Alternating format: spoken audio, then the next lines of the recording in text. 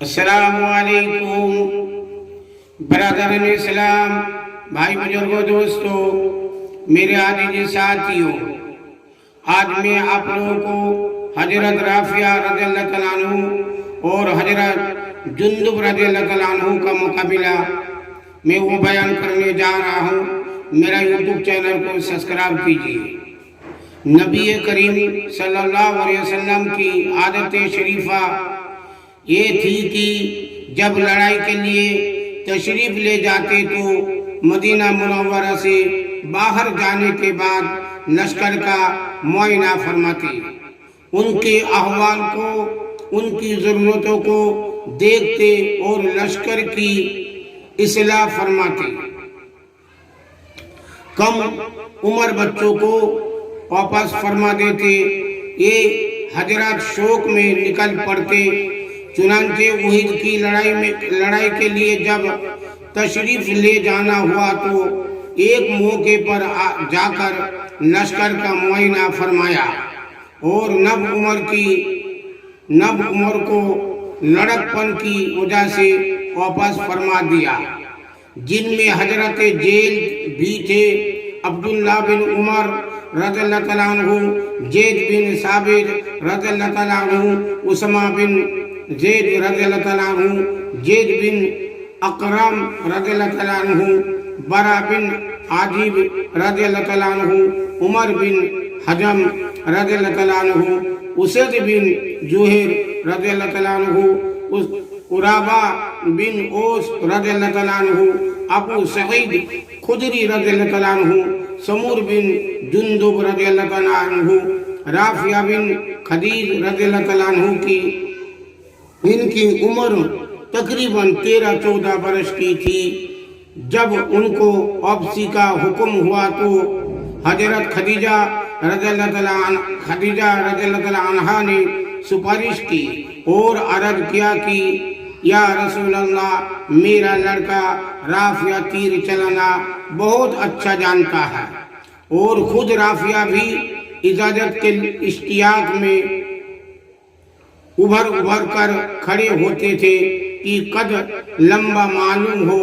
حضور صلی اللہ علیہ وسلم نے اجازت عطا فرما دی تو سمور بن جندب رضی اللہ تعالیٰ عنہ نے اپنے سوتیلے باپ مرہ بن سنان سے کہا کہ حضور صلی اللہ علیہ وسلم نے رافعہ کو تو اجازت مرحمت فرما دی اور مجھے اجازت نہیں عطا فرمائی، حالانکہ میں رافعہ رضی اللہ تعالیٰ عنہ سے کبھی ہوں، اگر میرا اور اس کا مقابلہ ہو تو میں اس کو پچھاڑ لوں گا۔ حضور صلی اللہ علیہ وسلم نے دونوں کا مقابلہ کرایا تو سمور نے رافعہ کو واقعی پچھاڑ لیا، اس لیے حضور صلی اللہ علیہ وسلم نے سمور رضی اللہ تعالیٰ عنہ کو بھی اجازت عطا فرما دی۔ اس کے بعد اور بچوں نے بھی کوشش کی اور بعضوں کو اور بھی اجازت مل گئی۔ اسی سلسلے میں رات ہو گئی۔ حضور صلی اللہ علیہ وسلم نے تمام لشکر کی حفاظت کا انتظام فرمایا اور 50 آدمیوں کو پورے لشکر کی حفاظت کے واسطے متعین فرمایا۔ اس کے بعد ارشاد فرمایا کہ ہماری حفاظت کون کرے گا؟ ایک صاحب اٹھے، حضور صلی اللہ علیہ وسلم نے فرمایا کہ تمہارا کیا نام ہے؟ انہوں نے کہا جکوان۔ حضور صلی اللہ علیہ وسلم نے فرمایا اچھا بیٹھ جاؤ۔ پھر فرمایا ہماری حفاظت کون کرے گا؟ ایک صاحب اٹھے، حضور صلی اللہ علیہ وسلم نے نام دریافت کیا، عرض کیا ابو سبعہ۔ حضور صلی اللہ علیہ وسلم نے فرمایا بیٹھ جاؤ۔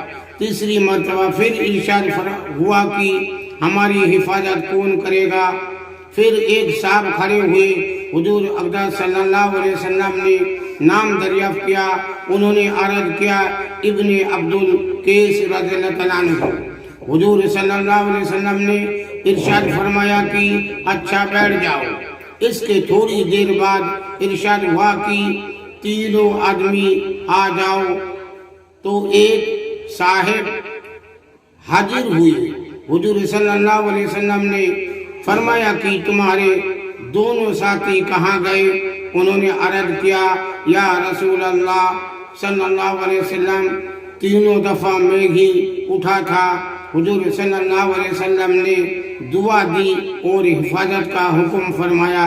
रात भर ये हुजूर सल्लल्लाहु अलैहि वसल्लम के खेमे की हिफाजत फरमाते रहे।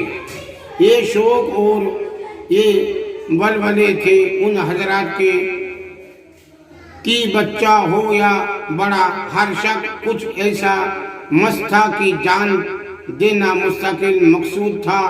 इसी वजह से कामयाबी उनके कदम चूमती थी। राफिया बिन खदीज रज़ियल्लाहु अन्हु ने बदर की लड़ाई में भी अपने आप को पेश किया था, मगर उस वक्त इजाजत ना मिल सकी थी। फिर उहुद में पेश किया, जिसका किस्सा अभी गुजरा। इसके बाद से हर लड़ाई में शरीक होते रहे। उहुद की लड़ाई में सीने में एक तीर लगा, जब उसको खींचा गया तो सारा निकल आया, मगर भाल का हिस्सा अंदर बदन में रह गया, जिसने जख्म की सूरत इख्तियार कर ली और आखिर जमाने में बुढ़ापे के करीब यही जख्म हरा होकर मौत का सबब बना।